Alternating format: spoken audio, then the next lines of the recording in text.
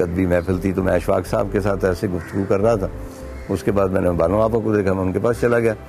तो हम हाल से बाहर निकलने लगे तो सदर दरवाजे के पास बानो आपा रुक गए। तो मैंने कहा बानो आपा आए ना, तो कहने लगे नहीं, पहले अशफाक साहब बाहर निकलेंगे, वो भी पीछे थे। तो मुझे ज़रा स्ट्रेंज सा लगा। मैंने कहा कि बानो आपा ये क्या बात हुई, मतलब ठीक है मोहब्बत अपनी जगह, अपने खामन के साथ जो एक जिस तरह आप उनकी प्रस्तश करती हैं अपनी जगह, लेकिन पहले आप क्यों नहीं जा सकती। कहने लगी ना देखो ना, जब तक इंजन नहीं आएगा तो गाड़ी तो नहीं चलेगी, तो वो इंजन है मेरा, तो वो आएंगे तो मैं उनके पीछे लग के आगे चली जाऊंगी ना। ये क्योंकि अशफाक साहब की अना बड़ी स्ट्रांग थी। अभी बानो आपा की जो एक याददाश्तों पर मबनी किताब राह रवां आई है, उसमें उन्होंने इस सवाल का बहुत अच्छा जवाब दिया है, क्योंकि आमतौर पर लोग इस बारे में यही, और मेरा भी अवलीन तसव्वुर यही था कि बानो आपा ने अपने आप को बिल्कुल माइनस कर दिया, मिटा ही दिया, जम कर दिया अशफाक साहब की ज़ात में, और इस तरह से वो दोनों एक हमवार ज़िंदगी गुजार सके। लेकिन अगर आप इसको पढ़ें, उनकी किताब को और गौर से देखें, तो ये पता चलता है कि ये बिल्कुल ऐसा नहीं था कि उन्होंने माइनस कर दिया हो।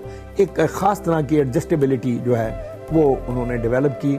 अगर मर्द अपनी बीवी की वैसे ही परवरिश करे जैसे वो अपने बच्चों की करता, कोई टकराव नहीं होता।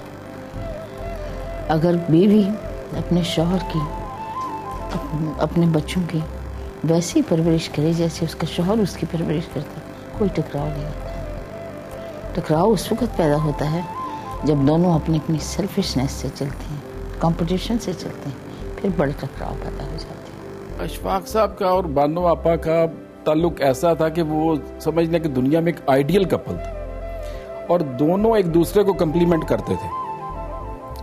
अशफाक साहब कहते थे कि आपकी आपा का ये सारा कुछ किया है, वही सबसे ज़्यादा मेहनती है। आपा जी कहते थे कि जो कुछ भी मुझे हासिल हुआ है वो खान साहब की वजह से है। लेकिन उनकी एक ऐसी आइडियल सिचुएशन है कि जिसमें कोई किसी भी तरफ आप जो है ना कुछ ऐसा चीज़ नहीं सोच सकते कि कौन बड़ा कि कौन छोटा। चूँकि पठान थे, मेहमान कबीले से ताल्लुक़ रखते थे, गैरत तो पठानों का खासा ही होता है। और गैरत में सबसे बड़ी चीज़ जो उनकी होती है, ना वो दिखावा होता है ना वो शेखी होती है, बल्कि वो जो गैरत है उसमें आजिज़ी होती है। और यही चीज़ मैंने अशफाक साहब में पाई, बड़ी आजिज़ी थी उनकी। तो अशफाक साहब को गुफ्तगू का बादशाह कहते थे। वो दास्तां गो थे, किसी महफिल में बात शुरू करते तो कौन था जो महफिल को छोड़कर जा सके। मेरा ख्याल है कि ये पूरी फैमिली जो है, क्योंकि मेरी सास साहिबा बताती, वो कहती हैं कि इन सबको गुफ्तगू करने का शौक था और ये बहुत अच्छी गुफ्तगू करते थे। यानी ये फैमिली ट्रेडिशन थी, वो दास्तान गोई या गुफ्तगू करना। यहाँ बलोचिस्तान वगैरह की तरफ जाएं तो वहाँ भी आप एक शख्स से मिलते हैं तो उसको कहते हैं अपना हाल कहो, तो वो हाल आपका शुरू तब करेगा जब लास्ट टाइम आप उसको मिले थे। बहुत अच्छे स्टोरी टेलर थे। फिर उनमें खूबी, जो लोग उनको ज़ाती तौर पे मिले हैं और जानते हैं, और ख़ास तौर पे जिन्होंने उनका प्रोग्राम जाविया देखा है, उनको ये अंदाज़ा होगा कि वो किस्सा गो भी बहुत अच्छे थे। बात करने का अंदाज इतना दिलचस्प था और खुद की बनाई हुई एक्सप्रेशन के लिए उनकी कोई इस्तिलाहें होती थी, अजीब अजीब लफ्ज़ होते थे जो वो बात करने में बताते थे। दानिश की कोई बात, चाहे मगरिब की किसी फिलोसोफर की हो या मशरिक की किसी बाबे की, उनको मुतासिर किए बगैर कहाँ रह सकती थी।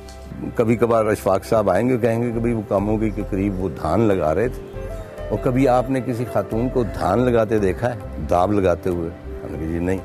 तो बाकायदा बताते थे कि इतना गुच्छा होता है, उसमें से एक वो चावल का जो है बूटा वो उतार के किस तरह उसको लगाया जाता है, उसको फिर किस तरह मुस्तहकम किया जाता है और किस तरह उसके बाद उसको पानी दिया जाता है। और यही जो हमारे यहाँ जब वो आते थे, बहुत पहले की बात, मेरी दुकान पर आते थे, तो मेरे वालिद साहब चौधरी रहमत खान तारड़, वो ज़राअत के एक्सपर्ट, 20-25 किताबें भी लिखी, एक पर्चा भी निकालते थे। वो उनके पास आके मुख्तलिफ़ किस्म के जो गुल बूटे थे उनके बारे में, फलों के बारे में, वो हमेशा आके इन्फॉर्मेशन लेते थे कि हमारा अमरूद है उसमें कीड़ा पड़ गया है, और वो वाइट है तो सुर्ख किस तरह हो सकता है। और ये वो ज़माना था जब वो मुची रोड़े के अंदर उन्होंने एक उस्ताद बना रखा था। उस्ताद लिटरेचर का नहीं, बल्कि वो कोई तरखान था, तो उससे वो रंदा करना जो है लकड़ी को, वो सीखते थे। इसी तरह आपको पता है कि भाई वो कबाब बनाने में बड़े मास्टर थे, वो पास बैठ के पूरा देख के उसके बाद बहुत बड़ी पार्टी करते थे।